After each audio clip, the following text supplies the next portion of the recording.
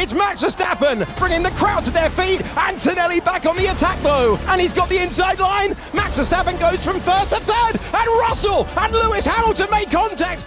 Yeah, I mean, welcome to F1 26. Sometimes it can be a jungle. Dude, seriously? Did you watch Belgium GP? I'm sitting here looking at the highlight from Spa and I'm mad. I'm actually frustrated. Does that look Formula 1 to you? We are at Spa, the temple of speed, the place where drivers are supposed to be heroes. But yesterday it was like a joke. We are seeing cars getting passed on the straight not because of a brave move, but because of their batteries literally hit zero. And the corners, man, it's heartbreaking. Max, the guy who usually get on with it, literally just compared this 2026 cars to Formula 3. Why F1 feels like a jungle right now? Why iconic corners are dying and the weird AI ghost living inside these engines that is ruining everything?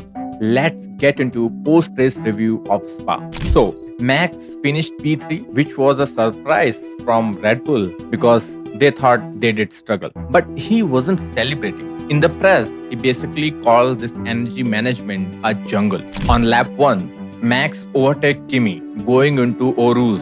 I have never seen that move at that exact place. Usually, you wait for the straight, but Max admitted he deployed too much just to get that move done. When generally people say too much, is basically talking about the energy deployment, the battery stuff, and he paid for it immediately. He was like a sitting duck.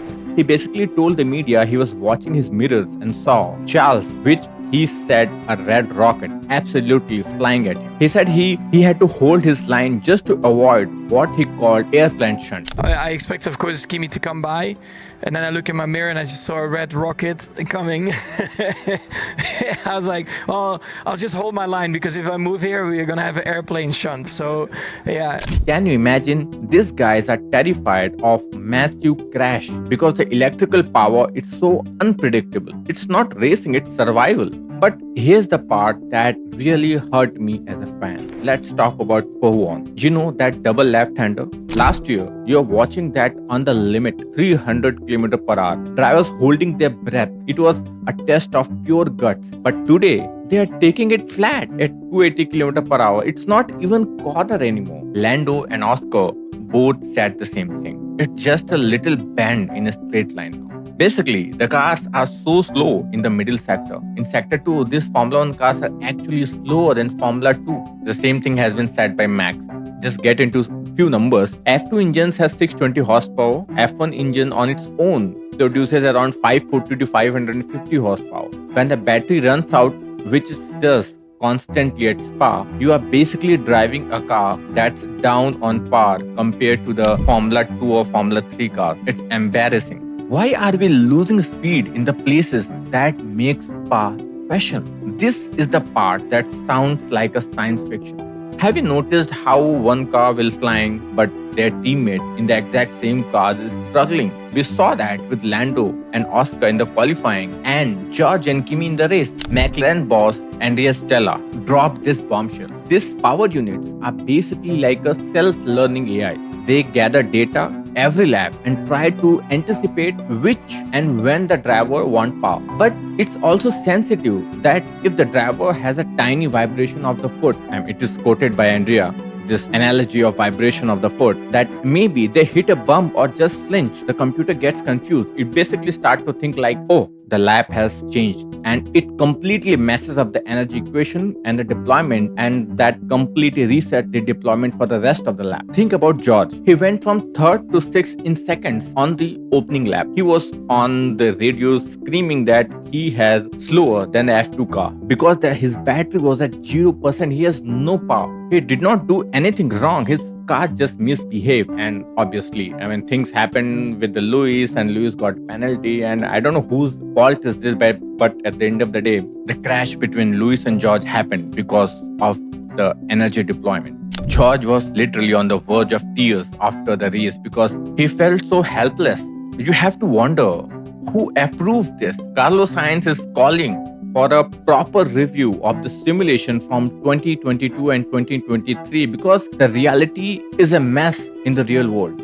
The team can simulate elevation and turns easily, but they can't simulate the wind. Andrea Stella explained that if you hit a strong headwind on the straight, you are on that straight longer than the computer expected. The AI then thinks that the straight is longer than that really is, and it freaks out and kills your power on the next sector. That's why you see clipping, cars hitting a virtual wall halfway down the street. It's why the FIA isn't even showing their battery levels or the top speed clearly anymore. Forget clearly, in the full race, even during the race I have seen, they are not showing the top speed, or any battery level. They don't want us to see how much these cars are struggling just to finish a lap.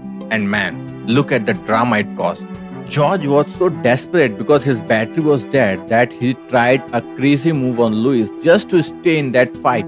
They collided. George spun out and Lewis got 5-second penalty that Fred Vasseur called extremely harsh, and I personally feel it was racing incident and it happened because of the energy deployment, not because of the Lewis. But on the other side, George himself admitted that incident would not have happened if he had enough speed on the straight to defend himself. The regulations are literally forcing the teammate to crash into each other because the power delivery is a lottery. I'm telling you, Formula One isn't a weird place. We have the best drivers in the world calling the cars Formula 3 and racing a jungle. We are losing the legendary challenge of the tracks like Spa because the engines cannot keep up with the wings. And this is happening especially with the legendary tracks like Silverstone and Spa. And the same thing, I think we can get it Hungary as well. But the thing is, if the winners are decided by whose AI engine didn't get confused by foot vibration, is that even a racing anymore? I want to know, what do you think? How you felt that race? Do you miss the days when Pouhon actually scared the drivers? Hit that like button if you think FIA needs to fix this 2026 mess right now, because we are going to keep talking about this stuff that broadcasters try to hide basically. But I think there is a hope, maybe, because Charles says he is starting to unlock how to drive this unnatural thing.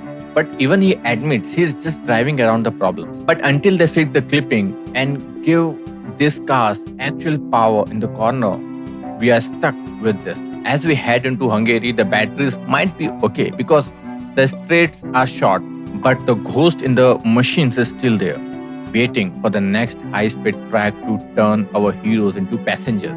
Anyway, I'm done venting for today. Thanks for watching. I will see you in the next video.